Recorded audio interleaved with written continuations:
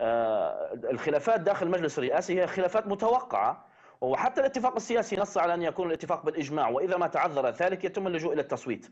مسألة الإجماع داخل المجلس الرئاسي هي مسألة من المتوقع ألا يتم الوصول لها، لأن الأطراف التي تتمثل الآن داخل المجلس الرئاسي هي أصلا أطراف مختلفة على الأرض. هذه الأطراف تتنازع فيما بينها بالسلاح على الأرض، وبالتالي اختزال هذه الأطراف في مجلس رئاسي بحيث ينوب عن كل جماعة أو مجموعة لها فاعلية أو لها قوة على الأرض في مجلس رئاسي تتشاور فيما بينها وتتوافق فيما بينها على أن يكون هناك حكومة. هذه الحكومة تقوم بإدارة شؤون البلاد للمرحلة القادمة.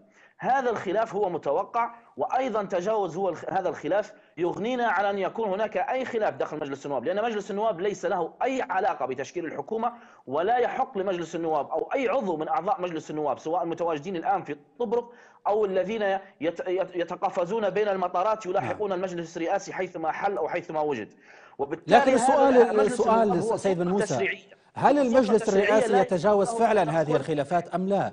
يعني قبل يومين كانت هناك تصريحات لعضو مجلس النواب علي القطراني تحدث عن تشكيلة حكومة الوفاق الوطني، وقال بأن هذه حكومة سوف تولد ميتة ولن يكون لها أي أثر في المستقبل. حضرتك تقدم حكومة الوفاق الوطني على أساس أنها سوف تعالج كل أو جل المشكلات التي توجد في ليبيا، على رأسها مشكلة تمدد تنظيم داعش. لكن كيف تفهم ما يصرح به القطراني؟ نتحدث بأنها ستعالج سيد نبيل عندما نتحدث ماذا ستعمل هذه الحكومة أو ما هدف هذه الحكومة. من الخطأ أن يقول أحد ما بأن هذه الحكومة ستعالج كل المشاكل، لأن المشاكل في ليبيا هي مشاكل قد تفاقمت، هي كانت متفاقمة وازدادت تأزما، وبالتالي هذه الحكومة ستضع أسس من المفترض أن هذه الأسس سيتم استكمال مسيرها من خلال الحكومات اللاحقة.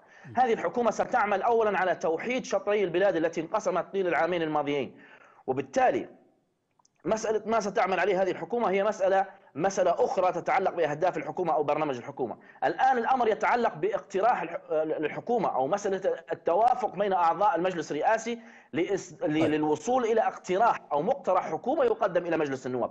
هذه الخلافات متوقعة، لأن هؤلاء الأشخاص كل يمثل تيار أو أيديولوجيا أو جسم عسكري أو مدني ينتمي إليه، وبالتالي إذ ما استطاع المجلس الرئاسي تجاوز هذه الخلافات سواء من خلال الإجماع أو من خلال التصويت، وبالتالي لا أعتقد ولا أتوقع بأن يكون هناك عرقلة لمجلس النواب، لأنه حتى وإن عرقل أحد أعضاء مجلس النواب أو عرقل مجلس النواب هذه الحكومة فذلك لا يحق له عرقلتها، لأن مجلس النواب يحق له فقط منح هذه الحكومة الثقة وألا يتدخل في تشكيلة الحكومة كما حدث في الحكومة السابقة التي لا زال الآن المواطن يدفع ثمن تدخل مجلس النواب وفرض وزراء على رئيس الوزراء في حينها. نعم. والآن ومن المفترض أن يكون هناك فصلا بين السلطة التنفيذية والسلطة التشريعية، كلا يقوم بدوره المفترض أن يقوم به وفقا للإعلان الدستوري.